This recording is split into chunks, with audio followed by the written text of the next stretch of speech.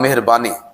تیسری چیز جو قرآن مجید فرقان حمید نے بیان کی، وَآتِ ذَا الْقُرْبَى حَقَّهُ وَالْمِسْكِينَ وَابْنَ السَّبِيلِ وَلَا تُبَذِّرْ تَبْذِيرًا، اور رشتہ داروں کو، قریبی رشتہ دار جو تمہارے ہیں، وَآتِ ذَا الْقُرْبَى حَقَّهُ، ان کو ان کا حق دو،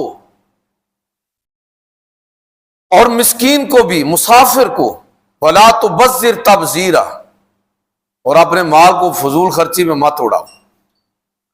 کتواں حکم ہو گیا جی؟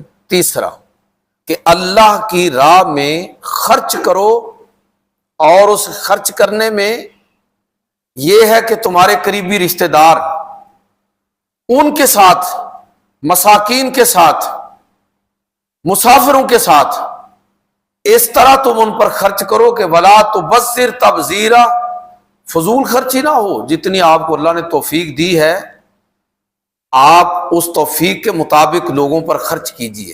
ان المبذرین کانوا اخوان الشیاطین، بے شک جو فضول خرچی کرنے والے ہیں وہ شیطانوں کے بھائی ہیں۔ اخوان الشیاطین، یہ فضول خرچی کیا ہوتی ہے؟ کہ جو انسان کی ضروریات ہیں، ان ضروریات سے بڑھ کر اگر وہ اپنے اوپر بھی خرچ کرتا ہے تو یہ بھی تبذیر میں آ جائے گا۔ تعیشات کے اس درجے میں آدمی چلا گیا کہ اب اگر سونے کے برتن بنوا کے ان میں کھانا پینا شروع کر دے تو یہ کیا ہوگا؟ یہ تبذیر ہوگی نا۔ ضرورت سے زیادہ کھانا یہ بھی تبذیر ہو جائے گی، اسراف میں آ جائے گا۔ تو ہر وہ شکل جو انسان کی ضروریات سے زائد ہے، اللہ تعالیٰ نے جو اس کو عطا فرمایا ہے اس کو اچھے طریقے سے پہنے۔ جتنا اللہ تعالیٰ نے دیا ہے اس کا اثر اس کے رہن سہن میں، کھانے پینے میں، پہننے میں نظر آئے، کوئی یہ تبذیر نہیں ہوگی۔ لیکن جب وہ تعیشات کے اندر چلا جائے گا تو یہ ساری چیزیں جو ہیں اللہ تعالیٰ فرما رہا ہے کہ اللہ کی راہ میں خرچ کرو اور اسراف سے، فضول خرچی سے اجتناب کرو، اس لیے کہ جو ان المبذرین کانوا اخوان الشیاطین، وہ شیطان کے بھائی ہیں۔ وَكَانَ الشَّيْطَانُ لِرَبِّهِ كَفُورًا، اور شیطان اپنے رب کا نافرمان ہے۔ تو اس میں شامل نہیں، ان لوگ اس گروہ کے اندر شامل نہیں ہونا، شیطان کا ساتھی نہیں بننا۔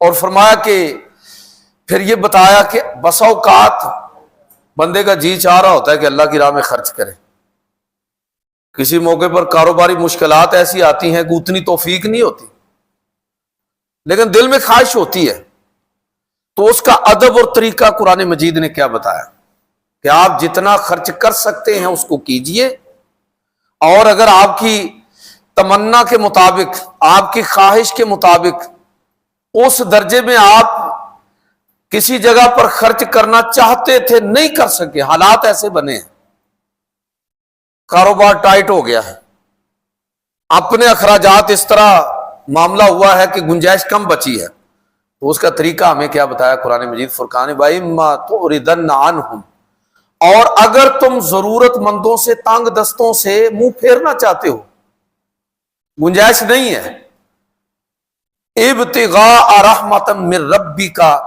ترجوہا، اپنے رب کی رحمت کے انتظار میں جس کی تم امید رکھتے ہو کہ انشاءاللہ جلدی حالات ٹھیک ہو جائیں گے، انشاءاللہ گنجائش آ جائے گی۔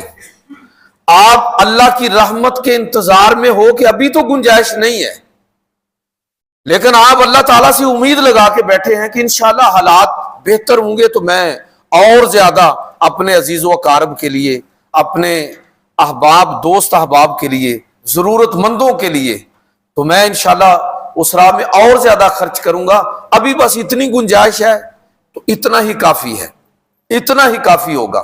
تو اللہ تعالیٰ فرماتا ہے کہ اگر تم اللہ کی رحمت کی امید میں تنگ دستوں سے اعراض کرو تو پھر تمہارا رویہ کیسا ہونا چاہیے؟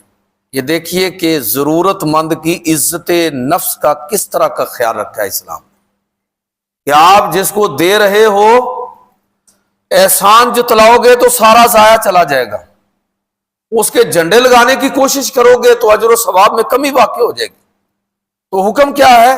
حکم یہ ہے کہ آپ اگر نہیں دے پا رہے، ضرورت مند کی ضرورت کو اس طرح پورا نہیں کر پا رہے، تو فرمایا فَقُلْ لَهُمْ قَوْلًا مَيْسُورًا، تو وہ جس طرح ہمارے ہاں لوگ کہہ دیتے ہیں کہ اچھا بھائی اب تو اتنا ہی ہے، تو ان کے ساتھ آسان بات کہہ دیں آپ، اچھا یار اتنا ہے ابھی نہیں ہے، ایسی بات ایسے الفاظ کا چناؤ کریں کہ ضرورت مند کی عزت نفس مجروح نہ ہو۔ فَقُلْ لَهُمْ قَوْلًا مَيْسُورًا، تو ان کے ساتھ آسان بات کریں، نرم الفاظ کے اندر بات کریں۔ اور فرمایا وَلَا تَجْعَلْ يَدَكَ مَغْلُولَةً إِلَىٰ عُنُقِكَ، اور اپنے ہاتھ کو اپنی گردن کے ساتھ مت باندھے رکھو۔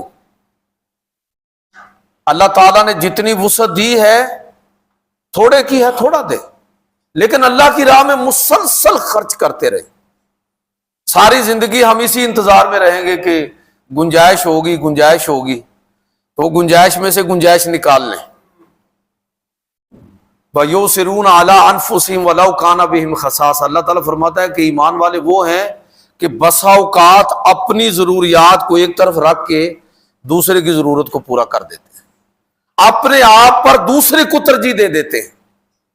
تو یہ فرمایا کہ وَلَا تَبْسُطْهَا، یعنی نہ تو اتنے کنجوس بن جاؤ کہ اپنے، یہ محاورہ عربی کے اندر اپنے ہاتھ کو اپنی گردن کے ساتھ باندھا ہوا ہے، اور نہ ہاتھ اس طرح کھول دو۔ وَلَا تَبْسُطْهَا كُلَّ الْبَسْطِ فَتَقْعُدَ مَلُومًا مَحْسُورًا، اور ہاتھ اس طرح بھی نہ کھول دو کہ گنجائش نہ ہو۔ ایک صحابی آئے نا، وہ بات سنی کہ اتنا فائدہ ہے اللہ کی راہ میں خرچ کرنے کا، تو کہنے لگے کہ سب کچھ ہی بانٹنا چاہتا ہوں۔ آپ صلی اللہ علیہ وسلم نے فرمایا کہ نہیں، اتنا نہیں، کچھ اپنے لیے رکھ لو، انہیں اپنے ورثاء کے لیے چھوڑ کر جاؤ، جو زائد ہے وہ اللہ کی راہ میں خرچ کرو۔ تو اپنے ہاتھ کو اتنا نہ کھولو کہ بعد میں ملامت زدہ ہو کر اور تھکے ہارے بیٹھے ہوئے ہو، کہ خود ہی محتاج بن جاؤ۔ اللہ تعالیٰ نے ایک میانہ روی کا ہمیں سبق دیا کہ آپ نے خرچ بھی کرنا ہے، اور اس طرح خرچ کرنا ہے کہ خود آپ محتاج نہیں ہونا، بلکہ جتنی گنجائش ہے، جتنا ممکن ہے، آپ اتنا اللہ کی راہ میں خرچ کیجئے، نہ کنجوسی کیجئے، نہ فضول خرچی کیجئے۔